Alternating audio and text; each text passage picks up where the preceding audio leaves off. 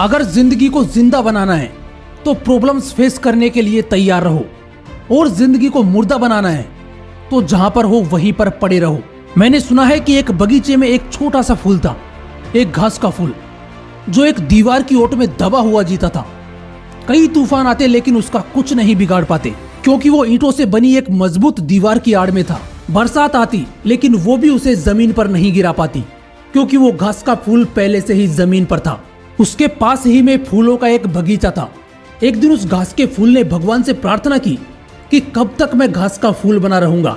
अगर आपकी थोड़ी सी भी कृपा मुझ पर है तो मुझे गुलाब का फूल बना दो। भगवान ने उसे बहुत समझाया कि तू रहने दे, तू इस झंझट में मत पड़। गुलाब के फूल की तो बड़ी तकलीफें हैं। जब तूफान आते हैं तो गुलाब की जड़ें भी उखड़ी उखड़ी हो जाती हैं, लेकिन तू तो मस्त रहता है। जब गुलाब का फूल खिलता है तो वो ठीक से खिल भी नहीं पाता कि कोई ना कोई उसे तोड़ लेता है, लेकिन तू तो सुरक्षित रहता है। और जब बरसात आती है तो गुलाब की पंखुड़ियां बिखर कर जमीन पर गिर जाती हैं। इसलिए तू इस झंझट में मत पड़, तू बहुत सुरक्षित है।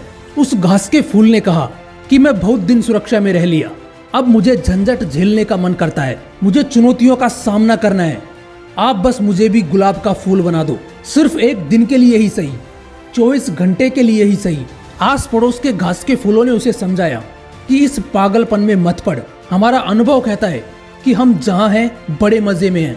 उस घास के फूल ने कहा कि मैं कभी सूरज से बात नहीं कर पाता, मैं कभी तूफानों से नहीं लड़ पाता, मैं कभी बरसात नहीं झेल पाता।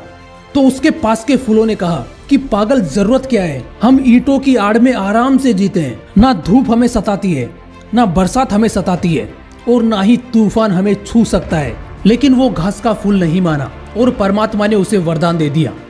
अगली ही सुबह वो एक गुलाब के फूल में बदल गया, और सुबह से ही उसकी मुसीबतें शुरू हो गई। जोर की आंधियां चलने लगी, जड़ें उखड़ने लगी, नीचे जमीन पर पड़े उसकी जाति के फूल कहने लगे, देखा पागल, हमने पहले ही बोला था, अब पड़ गया ना मुसीबत में।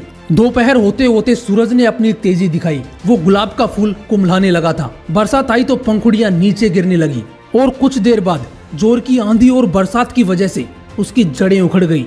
वो गुलाब का पौधा जमीन पर गिर पड़ा। जब वो जमीन पर गिरा तो वो अपनी जाति के घास के फूलों के करीब था।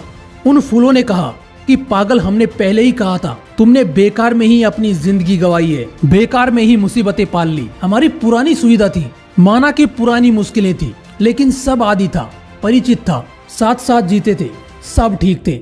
उस मरते हुए गुलाब के फूल ने कहा, बेवकूफों, मैं तुमसे भी यही कहूंगा कि जिंदगी भर ईंट की आड़ में छिपकर कायरों की तरह जीने से बेहतर है चुनौतियों का सामना करते हुए मर जाना। मैं तूफानों से लड़ लिया, मैंने सूरज की गर्मी झेली, मैं हवाओं से जूझ लिया। मैं ऐसे ही नहीं मर रहा हूँ, मैं जिंदगी को जीकर मर रहा हूँ, और तुम मरे हुए जिंदगी जी रहे हो। दोस्तों, ये कहानी भले ही काल्पनिक है, लेकिन ये बात सच है कि अगर जिंदगी को जिंदा बनाना है तो चुनौतियों का सामना करना ही पड़ेगा। जय हिंद, वंदे मातरम।